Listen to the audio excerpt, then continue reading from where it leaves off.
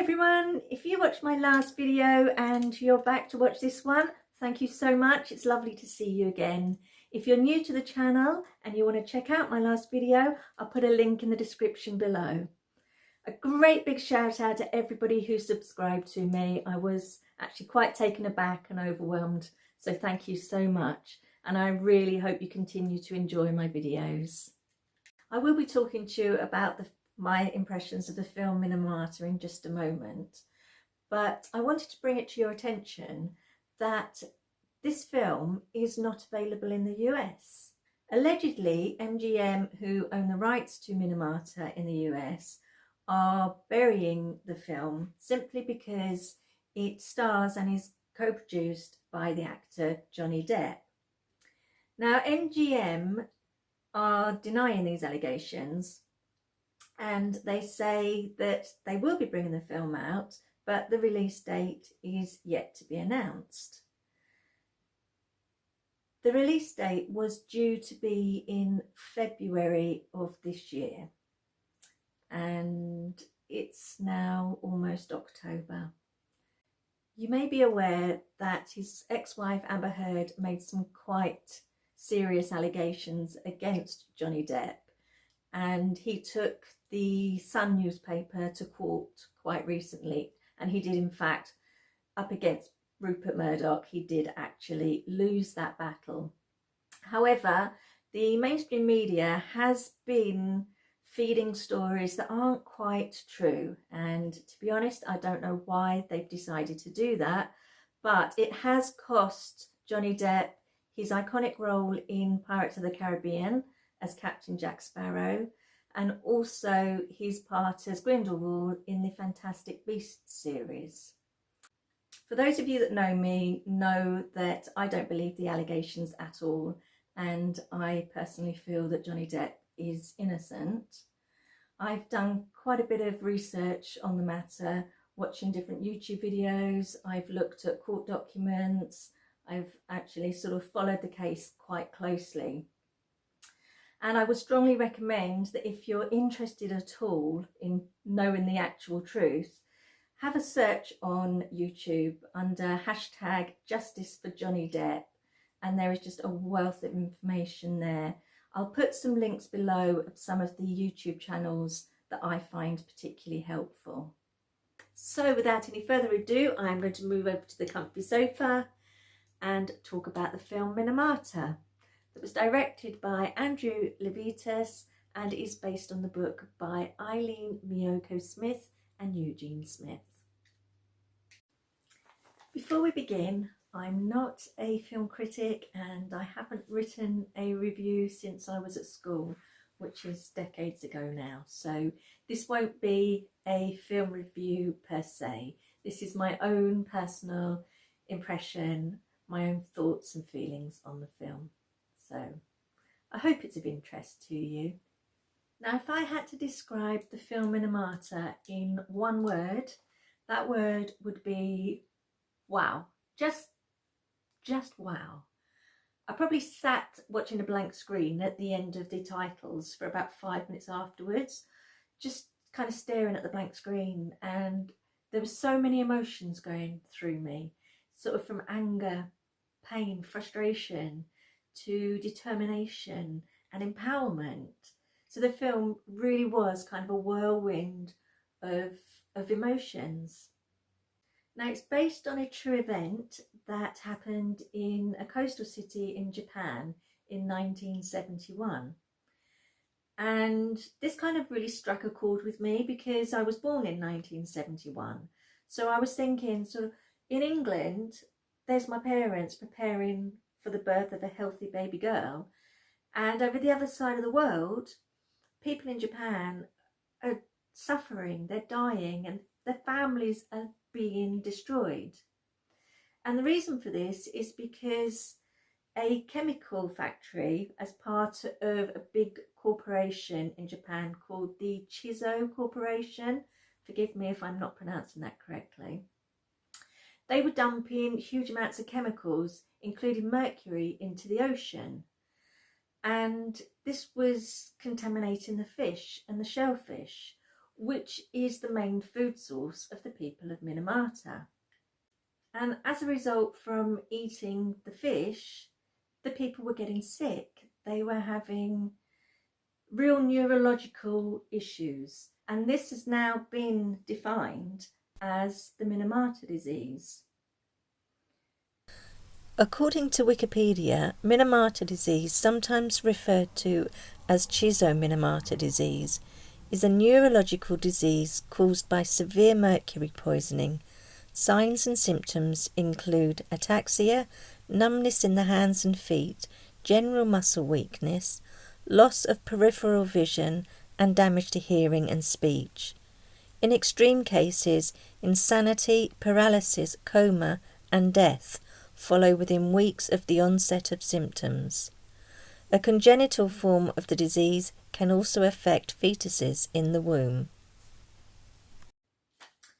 In my opinion, Johnny Depp absolutely nails the role of Eugene Smith, a photographer who goes to Minamata to take photographs to take back to an American newspaper that he works for. And I really got the impression that this role meant more to Johnny Depp than just the movie, just the paycheck. He just seemed to really take on the role. He really became Eugene Smith. And I think perhaps because it comes at a time when Johnny Depp himself was emerging from a dark period with his alcohol and drug abuse and addiction, and probably a bit of PTSD. I think he could really identify with Eugene Smith, and what he brings to this film is absolutely fantastic. I'll be perfectly honest, in the beginning of the film I was a little bit lost. I didn't really understand what was going on. The voices seemed to be quite muffled, and well, I'm not the brightest person, but basically I didn't really have a clue what was going on for about the first 20 minutes.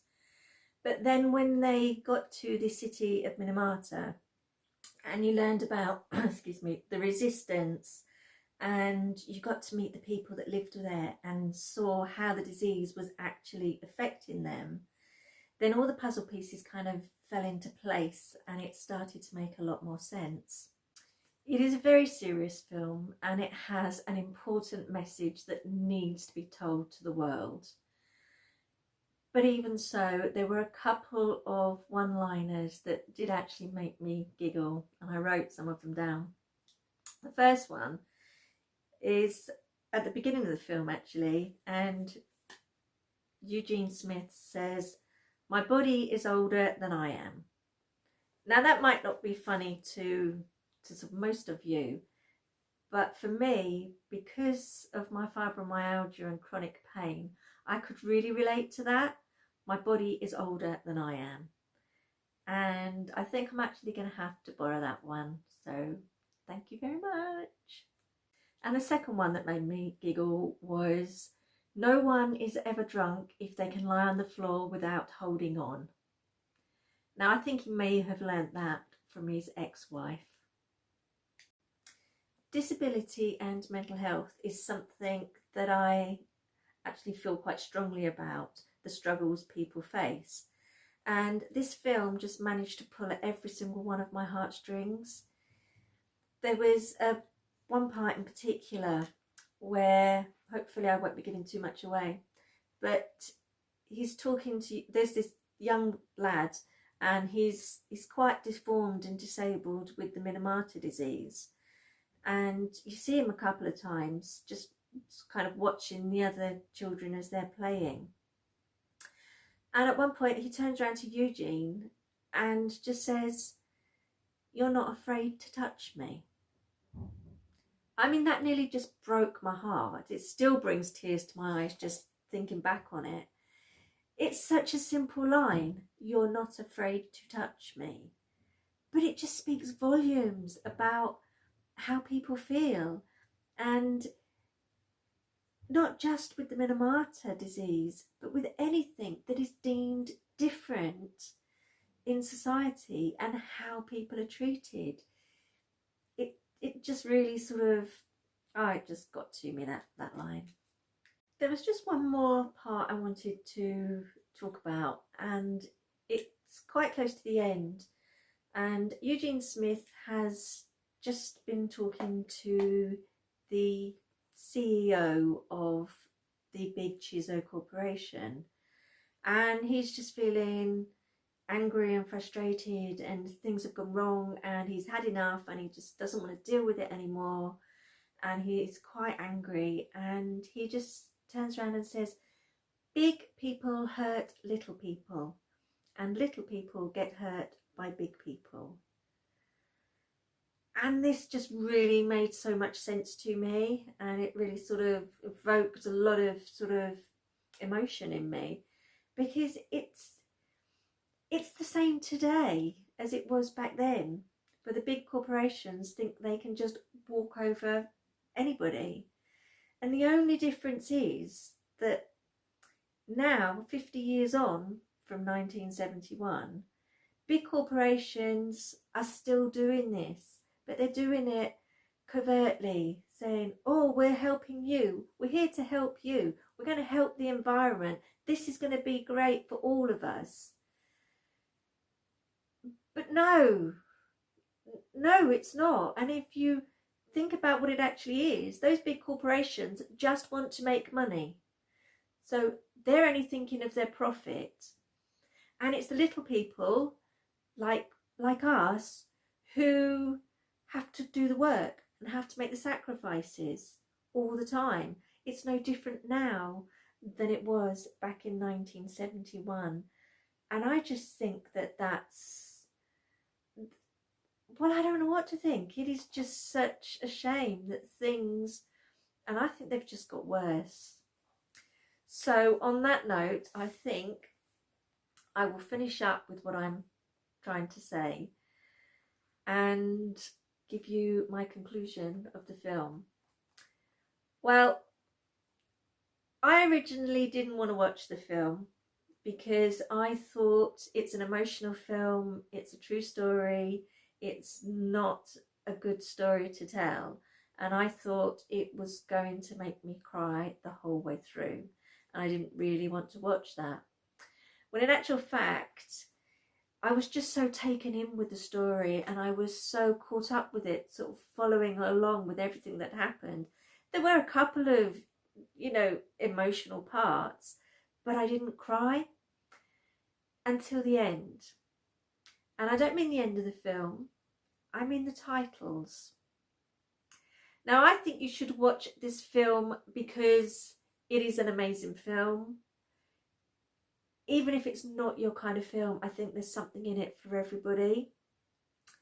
It's an important message to tell, and I really think everybody in the world should get this message. And if you want to know why I cried, you are going to have to watch the film yourself. Now, I downloaded it and bought it on Amazon Prime. You can rent it, you can buy it, you can get it on YouTube to rent or buy, and there's probably other places, but please, please, please don't download it illegally. The actors and the directors and everybody who made that amazing film need to have the credit due to them. If you have watched the film, or you do watch the film, don't forget to pop your views in the comments below. I would love to read those, and I will respond to every single comment, because honestly, your comments and your feedback mean the world to me. They really do. It's been absolutely fantastic talking to you today, and I really hope I get to see you again next time. Don't forget to hit the subscribe button, and in the meantime, have a fantastic week. I'll see you soon. Take care of you.